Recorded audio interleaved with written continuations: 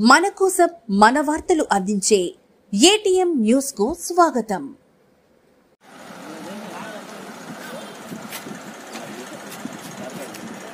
మంత్రి ఆనం ఆదేశాలతో సంగం బ్యారేజ్ వద్ద బోట్ ఆపరేషన్లో పాల్గొని విజయవంతం చేసిన సోమశిల రిజర్వాయర్ చైర్మన్ వేలూరు కేశవ చౌదరి.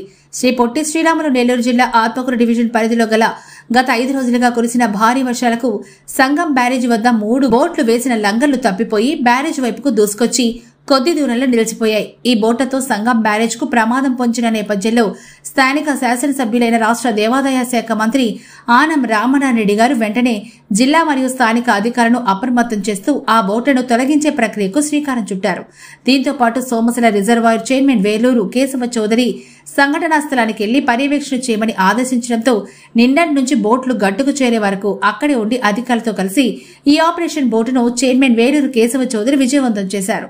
సంగం మండల తెలుగుదేశం పార్టీ నేతలతో కలిసి బ్యారేజ్ వద్దనే ఉండి అవసరమైన సలహా సూచనలిస్తూ బోటును గట్టుకు చేరే వరకు సంఘంలోనే ఉన్నారు. బోట్లను విజయవంతంగా తొలగించిన అధికారులకు మంత్రి ఆనం రామనారాయణ రెడ్డి తరపున ధన్యవాదాలు తెలిపి అభినందనలు తెలిపారు. ఇక మంత్రి ఆనం గారి సూచనలతో ఈ కార్యక్రమంలో తాను కూడా పాలుపంచుకొని విజయవంతం చేయడం ఎంతో సంతోషంగా ఉందని ఈ సందర్భంగా Atmakur RDO B Pavani, DSP K Venugopal మరియు అన్ని శాఖల అధికారులకు పేరు పేరున ధన్యవాదాలు తెలుపుతున్నట్లు సోమశిల డ్యాం చైర్మన్ వేలూరు కేశవ చౌదరి మీడియాకు తెలిపారు.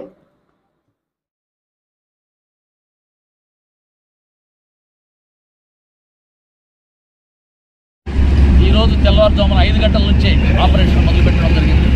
అక్కడ స్ట్రక్ అయినటువంటి పెద్ద 30 టన్నుల బరువు ఉండేటువంటి బోటుని ఇక్కడ ఉండేటువంటి ఎస్డీఆర్ఎఫ్, ఎన్డీఆర్ఎఫ్, అదేవిధంగా లోకల్గా ఉండేటువంటి మత్స్యకారులు, ఫిషరీస్ డిపార్ట్మెంట్ నుంచి వచ్చినటువంటి కొంతమంది ఈతగాళ్లు వీళ్ళందరి సహాయంతో దాన్ని రోపులు కట్టి ఇక్కడ లోకల్గా ఉన్నటువంటి వేరే బోట్ల ద్వారా దాన్ని సురక్షిత ప్రాంతానికి తరలించడం జరిగింది.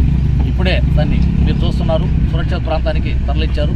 అదేవిధంగా ఈ ప్రాంతంలో ముందు కూడా ఇంకెప్పుడు కూడా బోట్లు ఇక్కడ నిలపరాదని చెప్పి అధికార యంత్రాంగం వాళ్ళని ఆదేశించడం జరిగింది. ఇప్పుడు ఉండేటువంటి మీరు చూసినట్లయితే సేఫ్ సైడ్లో దాన్ని బోట్లు పెట్టేసి చేయడం జరిగింది.